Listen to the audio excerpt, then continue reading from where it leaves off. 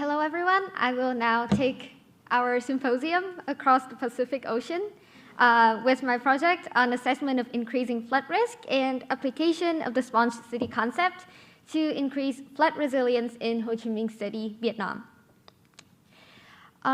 So the reason why I choose this topic is because increasing flood risk is a manifestation of climate change that has great impacts on human lives and livelihoods, with the impacts ranging from just nuisance in life to disruption of transportation, hygiene problems, spread of disease, injuries, and loss of properties and lives. This map right here shows the percentage of population exposed to floods in different parts of the world.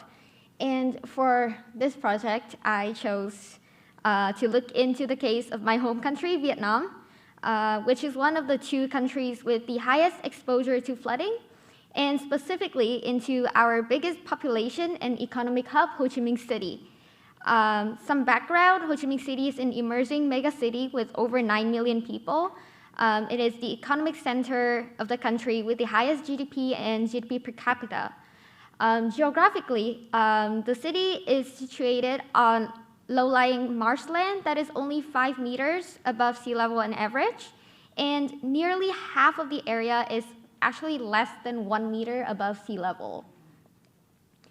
It is also in close proximity to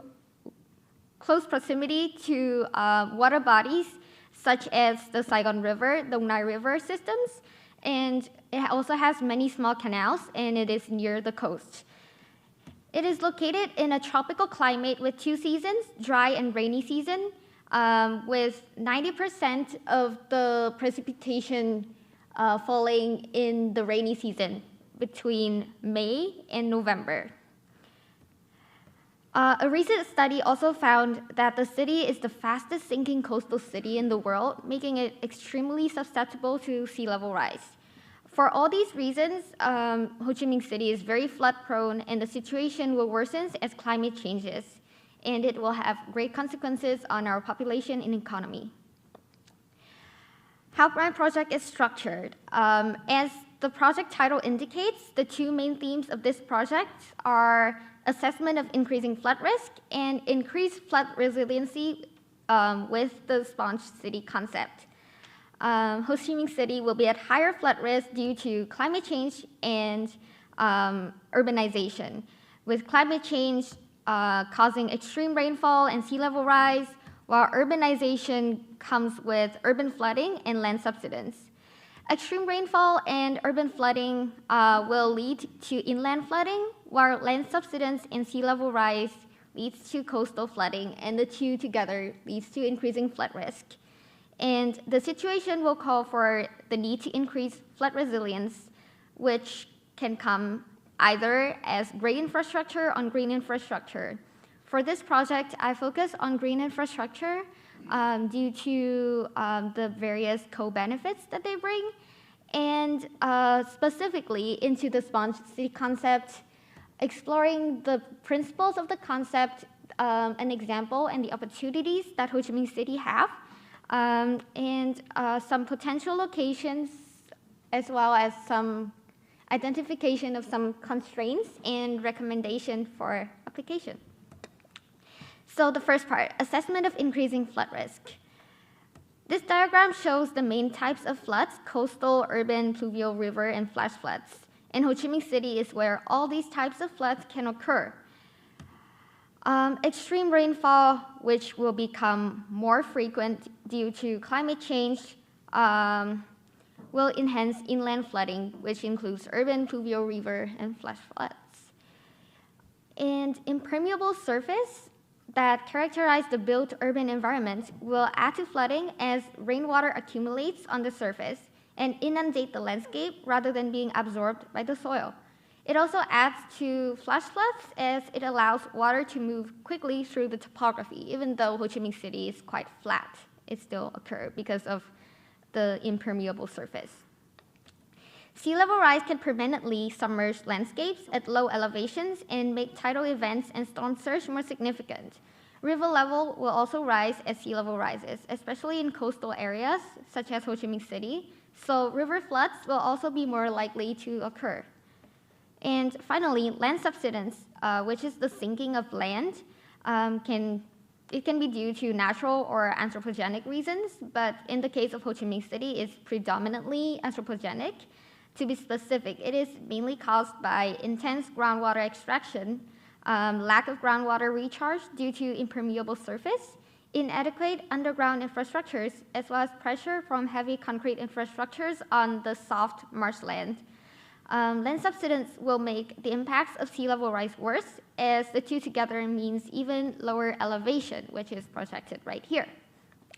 I used the rate of land subsidence from a 2022 study by a group of researchers from the National University of Singapore to calculate the future elevation, assuming Ho Chi Minh City will continue to sink at the current rate, and then add sea level rise in different scenarios to get the elevation in the future in different years. On the slides right now, you can see the projections for 2030, 2050, and 2100 under SSP 2 to 4.5, which is the moderate, most likely to occur scenario. But I also have the full map series that show all other scenarios and run until 2150. One limitation of this model is the assumption of steady rate of subsidence, as it does not account for some changes such as increasing groundwater extraction due to the increasing needs for water that is associated with urbanization and climate change. So an improved model should incorporate the rate of subsidence according to these different social scenarios. Another limitation is that the map series only show permanently inundated areas.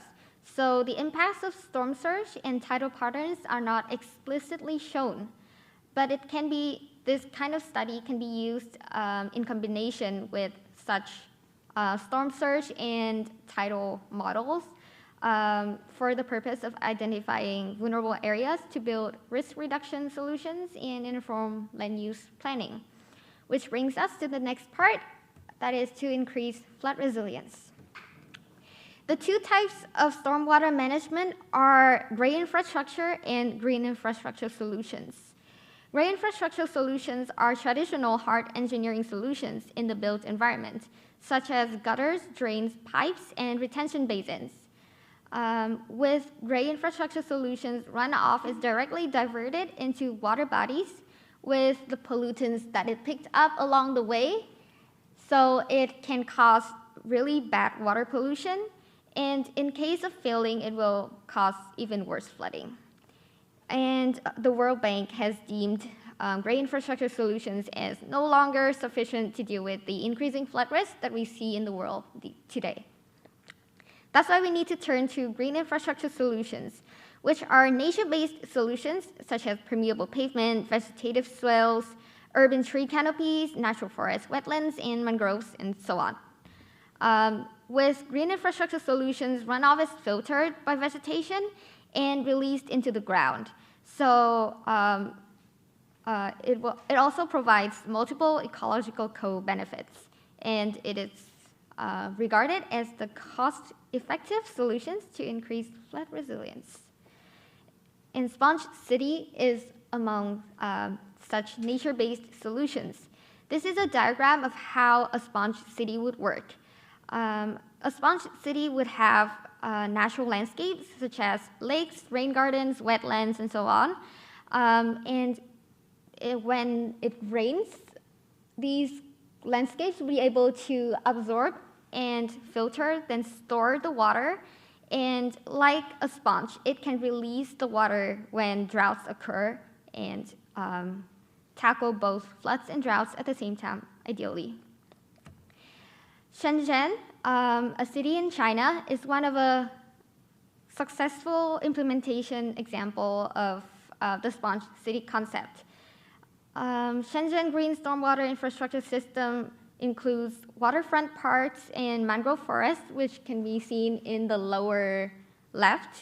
An industrial land being converted to forest park, which is in the upper left. various permeable pavement in the city as well. And these infrastructure, for the case of Shenzhen, not only improve their climate resiliency, but also provide ecological service and deliver recreational, economic, and cultural benefits. This provides great learning opportunities for Ho Chi Minh City, as Ho Chi Minh City is also a very fast-growing, industrialized city like Shenzhen. And we also have a mangrove forest, as we see in the lower right. So because of the similarities, it provides a lot of opportunities for learning. Some potential locations for implementation that I have identified are the Ganzo mangrove forest, the new smart city development Thủ Đức City, and Bình Chánh district, which is the industrial zone of the city. These three locations are very different in terms of population pattern, urban development, and land use, and therefore they are suitable for very different scales and types of sponge city infrastructure. For example, Ganzo mangrove forest, because it has a mangrove forest that is very beneficial to protection of the city from storm surge. It should be preserved, and residential development should not happen in this area. Or in the case of Thủ Đức City, which is a newly formed municipal city, it's important for the city to build their green infrastructure scheme into the land use planning, which they have been doing, and that is great. Or in the case of Bình Chánh district, where it is dedicated to industrial development, it would be great to build eco-industrial parks instead of just regular concrete industrial parks. However, opportunities also come with great constraints, one of which is financial constraints. Vietnam will need more funding for climate change than the government of a developing country alone can supply, according to the ADB and the World Bank. And flood resilience in Ho Chi Minh City is just one of the many problems that we need to address. Financial constraints can be addressed by a combination of more effective public funding, mobilization of the private sector, as well as utilization of foreign assistance and international cooperation.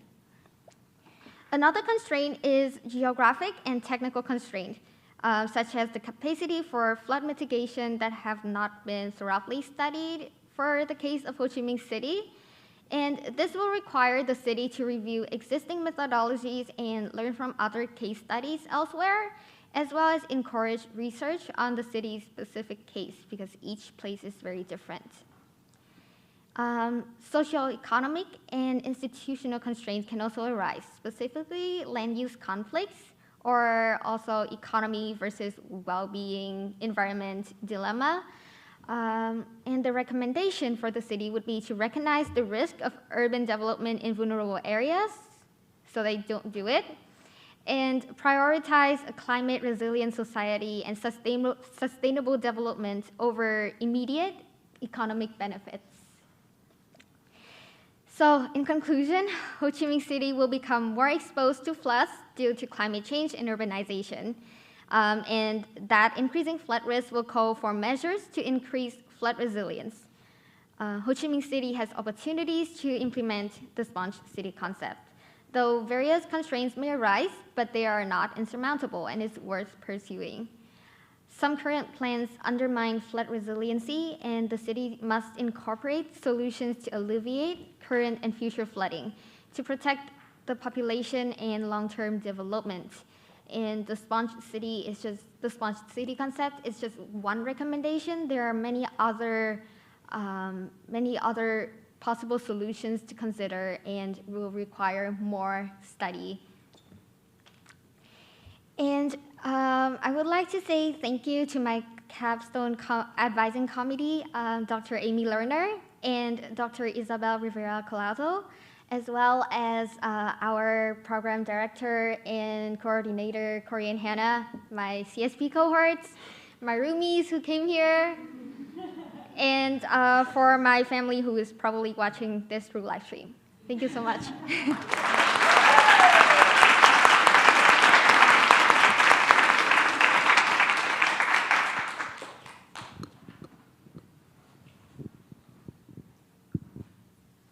Well done, Tran. What is the impression of Ho Chi Minh City officials who can actually implement some of these solutions? How do they feel about environmental topics or this topic that you talked about? So I feel like it's very different for each planning for each district that I identified here. For example, for the Gansu mangrove forest, they're trying to develop a new city towards the ocean, so like a built environment, like a built new island, man-made island in the middle of the ocean, which I don't understand why they're doing it, but they're doing it. So I would say that for that area, they don't really care. But for the Tuduk city area, which they're planning to develop it into a more smart city, green city kind of idea. So for that area, they have a lot of open green space planning because it's very new. Previously, it was 3 separate districts, and it was only combined together recently to develop into like the Silicon Valley of Ho Chi Minh City with like the new face of the city kind of idea. So they incorporate a lot of green space and flood mitigation measures for that area. So I would say that it depends on like which region, what plan they have for that area.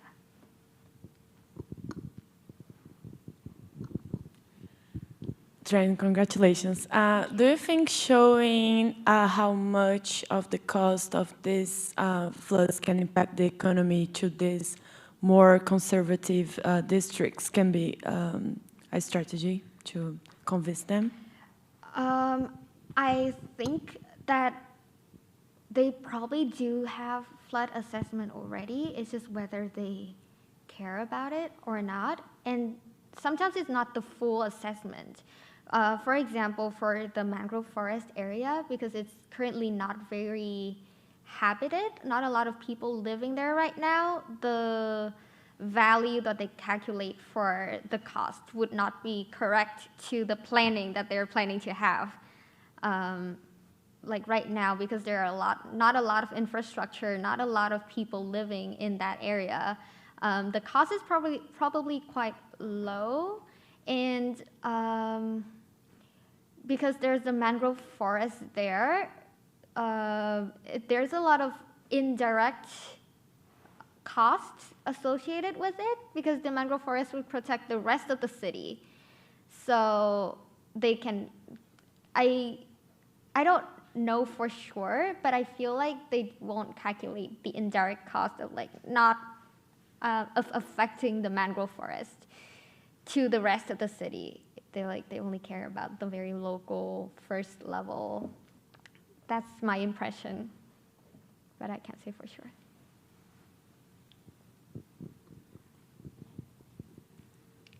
Hi, Tran. Hi.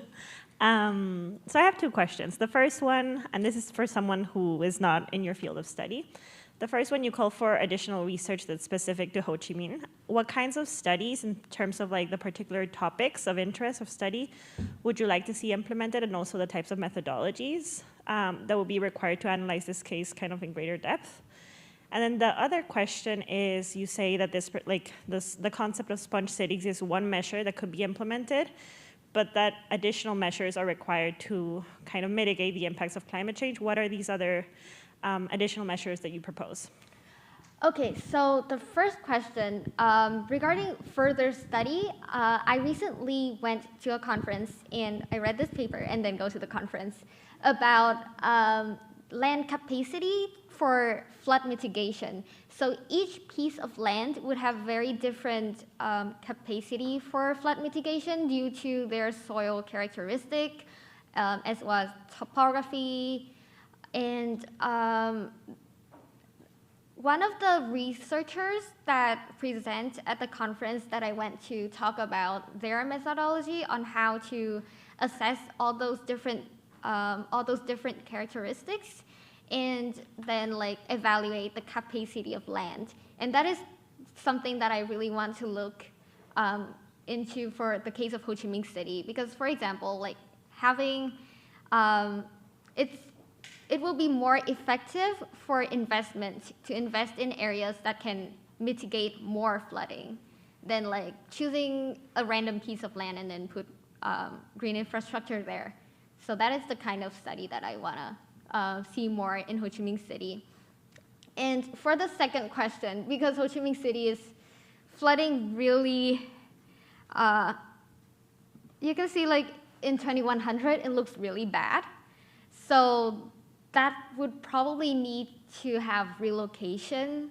That is the more long-term measure that I was talking about for certain areas, because for those areas, it's simply not possible to live in anymore with these things happening.